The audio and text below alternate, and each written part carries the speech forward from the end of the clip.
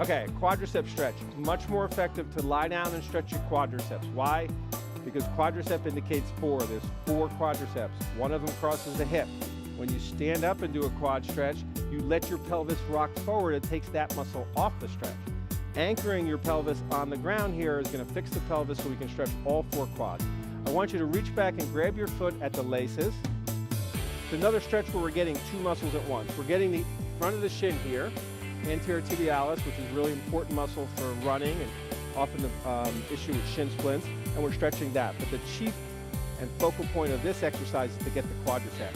So everything's lined up. Tom and Sam have their heads relaxed on their arm. You can use a pillow, that's fine if your arm is not comfortable here, but you do need to support your head.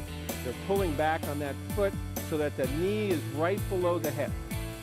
If they were to look down, take a look down. If you see your knee, your leg isn't far enough back. Should my bottom leg be bent? Yes, Sam, the bottom leg bend is a great source of stability in this position. So I would do it just like that. Great adjustment. You can tell this lady's an elite athlete. Foot's in the back, knees in the front. Now they're stable. If I push them, Tom's a little bit less stable than Sam because his leg is just a little bit far back. I would bring it this way. Good. And so we're here. Now, what you don't want to do is pull this foot up about above your buttocks. It needs to be lined up right there. This would stress the knee. We don't want to do that. The whole leg is also not in the air. So the knee's below the hip, the foot's directly behind the buttock, knees bent for stability, everything's relaxed. I want to see this arm straight. Don't want to see you holding this arm because again, we're trying to relax as many muscles as possible and hit the target muscle. And I know, Bob, you talked about, I might feel a little knee pain on this one, but that's okay to stretch through? Yeah, if there's a little discomfort in the knee, we can work with it on this stretch because it serves a greater good. If it hurts after the workout or it's more sore, we're going to avoid this stretch for you and work around it. But we can also advance this stretch. I can see Tom's a little bit tight at the hip. So that one quad that crosses the hip is not being directly stretched. So I'm going to ask him to drop this down. Oops, sorry. No, you put your heel there. Yeah. Just drop the whole leg down. So we've used this leg. A little bit tricky at home. If you don't feel stable, don't do it. He's pushing back a little bit with that one. Keeping the tummy tight so not to arch the back too much. And you guys should be feeling good stretch in the quads all the way up to the hip where that one quad crosses the hip. You guys look great. Let's go on the other side. Stay facing me. All right. I want to see your pretty face. Come on. I feel this. And let's do it again. Grab the foot at the laces. Pull back. Heels behind buttock. Do a posture check at home. Is my heel behind my buttock? Is my knee directly below my hip, not up in the air? If I look down, can I see the knee?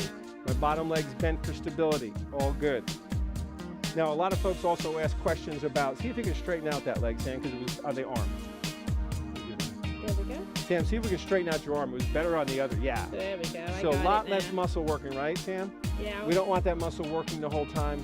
That tends to make the stress spread to the rest of the body. We want everything relaxed as much as possible. Relax my guns. That's what you're telling me. Keep the guns under control. Excellent. Okay, and then we're going to modified hurdler stretch. So let's go into a sitting position, and I want you both to be facing away from me, if you would. So if you can feet that way, and your feet that way, that'd be great. So let's put the leg further from the front of the stage. Yeah, so bend this leg. On the other one, sure. Actually, I'm sorry, go the other way, Sam.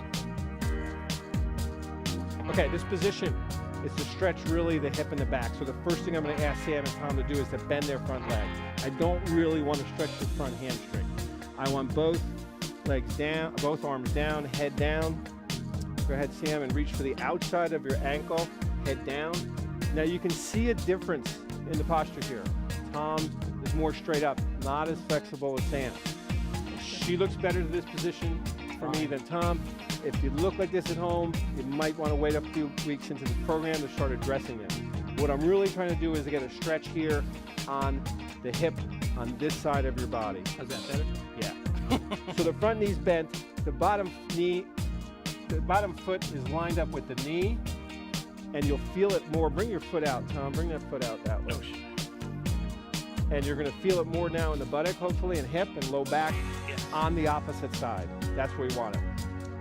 Work within your own limits. If it doesn't feel good on your back, skip it. Let's go to the next stretch. In fact, it's a great tip for all the stretching. If you're doing a stretch, doesn't feel quite right, go back to the tutorial, look at, make sure you got your technique right. If it still doesn't feel right, skip it and go to the next one. It's fine. Excellent. Let's switch legs. Another question that often comes up is how long to hold a stretch. So we're going to instruct you to do 1 repetition for a 5 or 10 second hold to release the muscle. This is what we're going to do before and after our workouts. This prepares your body for the workout.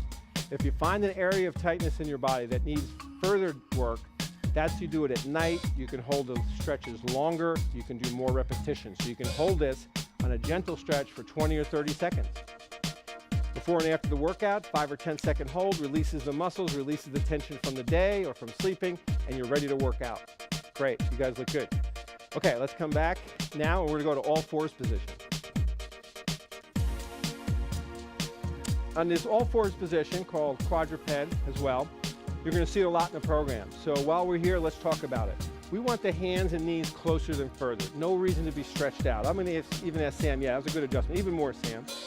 Even closer. No reason to be stretched out. We want your base right under you. So hands are right below shoulders. They're not in front or out, right below. The knees are right below the hips. Good position. We're going to use this first for a stretch called a cat back. I'm going to ask you to drop your head down and let it hang. We never force our head down. We just let the weight of your head and gravity's effects pull it down. So can you go down further, Sam, to that head? Am I better? Yeah, I don't want to force it. I just want to make sure you're at your limit. Good. Okay, strong pelvic tilt. So you tighten your tummy, you push up from here, the back rounds out, the shoulder blades separate, and now we're getting a great stretch through the back, the neck, even the lower back. To increase it, we slide back. Now keep the cat back, keep the cat back, slide back, put your hands out a little more. Great position just for the low back. I want you to take your one hand and walk it over and hold your other hand down. Good, and pull back through the buttock here. So the hand that's anchored, you want to pull back through that buttock or hip. Sam, where do you feel that?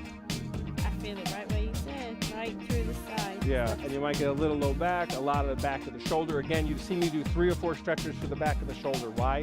Because it's an area of constant concern. Issues always arise with the rotator cuff being too tight and too weak in the back. So we're going to stretch it, we're going to strengthen it, we're going to make the shoulder joint work properly. Great. Let's walk your hands over to the other side. Anchor down again. Now pull through the opposite butt cheek. Head down, Tom. Great. You're feeling it in here? A lot, yeah, my back and shoulder. Wherever you feel it, that's the tightest link. Yeah. As that area loosens up, you'll start to feel it further down in other areas. Stretching is a chronic exercise. You want to do it regularly, you want to do it often, easy to do, don't need any equipment, don't need anyone else. Great for relaxation, great before bed for recovery. Good, excellent. Now from this position, we're going to come up to kneeling. So let's put one foot out in front, and I want to make sure always that your foot is in front of your knee because we're going to lunge forward. At home, what I'm doing here is a great idea. You can use a prop, put your hand on your desk, on a chair to help guide you. If your knee is sore, use a towel under your knee or even a pillow. If we can get you into this kneeling position comfortably, it's going to be very effective. We're also going to give you alternatives to work around this position. But for now, both hands are on the front knee and we lunge forward, keeping the trunk upright. How do you see this exercise done wrong all the time? Is here. The muscle we're stretching, the iliopsoas, is a deep flexor, which originates all the way back on your lumbar spine. And so if I bring my lumbar spine forward, I'm doing nothing more than relaxing the stress or the tension on the muscle. Where do you guys feel it? Right through the hip flexor. Perfect. Yeah. That's the hip flexor. Really important muscle. When the hip flexor's tight, you see this kind of posture. Horrible for the back, a lot of stress. Now, let's rock back and straighten out your front leg for the hamstring stretch. This is one position we can use for hamstring stretching. We'll show you others. And all I want you to do here is to hinge at the hips. Put your hands right here, guys. There's a difference between bending the back and hinging at the hips. This is bending the back, a no-no in exercise. Hinging at the hips is here, the back is flat and safe. You guys feel the stretch? I feel it. Tight Great today. great time to focus on the subsiding tension principle of stretching. This is a muscle that's going to talk to you. You're on stretch, you feel the tension. Is that tension increasing or decreasing as you hold it? If it stays the same, we're all good. If it decreases, you can go deeper, like Sam just did. If you feel it increasing while you're holding the same position, you're overstretching. Back up, let the muscle relax, let it do its thing. Now in that position, we can also get the calf. Should your knee be straight? Yes. In this position, your knee is straight, not locked, but straight. You saw their hands here, but they weren't pressing down on their knee. They're just holding it, and it's really keeping a proud chest, straight back. So from this position, while we have the hamstring on stretch, we're going to bring the toes to the head. And you're going to feel that stretch in your calf and your hamstring. Don't use any dirty words. Great to feel that stretch. Again, tune into it. Is it increasing? Better let up a little. If it decreases, let's pull further.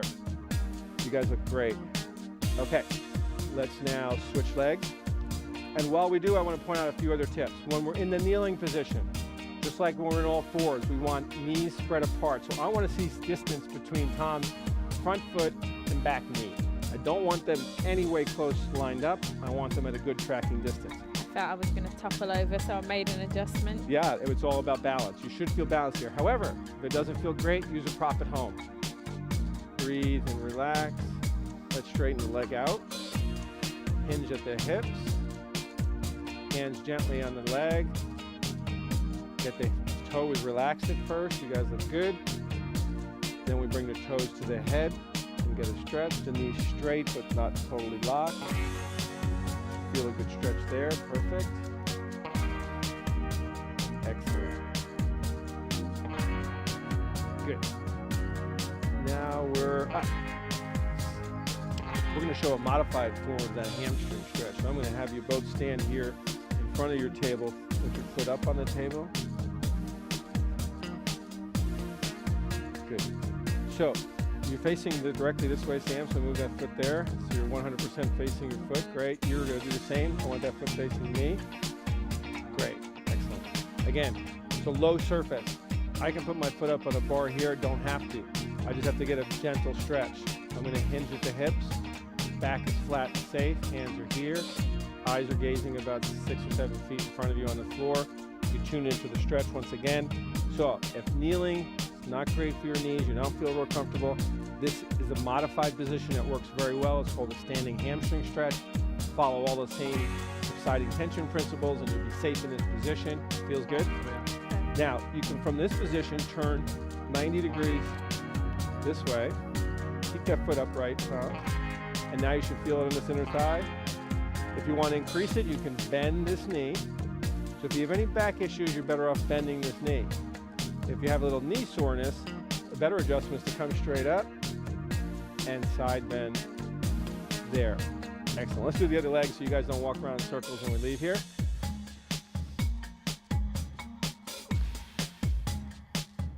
Good. Show me the good hinge. Put your toes facing forward. Bottom toe facing forward. Excellent. Hinge at the hips. Excellent. And you see this is not a competition. Wherever your position feels the best. Tom doesn't have to go as far as Sam does. You hear that, Tom? We're not competing here. I'm competing against you, Nick.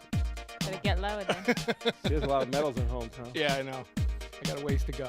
Great. Now turn 90 degrees to your side again, and your lower foot faces 90 degrees. Keep this upper foot up. Great. Bend your knee and feel more in the adductor. Great. You can come back up. Side bend. Yeah. Again, Bob, so many people think that this isn't important before. They're going to, say, oh, I don't need this before workout. Absolutely do. Absolutely do. People say to me, I start slowly. Again, the number one reason we stretch before our workouts is to ensure that we have the proper mechanics in the workout. So if I can't attain the proper mechanics of my sport, whether it be swimming or volleyball or tennis or even running, then I'm not in the right position. There's going to be a whole lot more stress on my body and specifically the joints. So to preserve your joint health, you're stretching before every workout. After every workout, your muscles are tight and they're pumped up. You need to return them to their normal resting length, so your posture's here. That's why the old adage, the bodybuilders were all like this and bent over because they never stretched. Now we see bodybuilders who stretch, they still have great posture, they work out, they stretch afterwards, they leave their body in that lengthened position. It also helps you recover. When you stretch your muscles taut, you're kind of wringing the waste products out of the vascular tissue that is embedded in your muscle. So it's great for recovery. Do it before, do it after, do it before bed. Before bed is when you're going to get a great relaxation. You do a stretch, work on your breathing, your posture, do your stretching, you're going to sleep a lot better. One last stretch is the tricep stretch.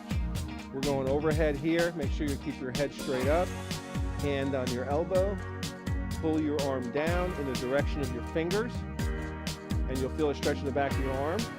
Feel what? And then you can side bend to increase it a little bit more, and then back up. Other side, heads up, don't deviate. Pull over first before you side bend. And now side bend and increase the stretch. You feeling that further down, Tom, into your lat? All through the lat, the back. Safe position. Again, if shoulder feels a little bit tight, then we better back off a little bit. Great. You guys did a great job. Thank you for helping me. I hope you guys learned a lot about stretching. We're going to bring it to you now in all of our programs. We'll see you in the workout room.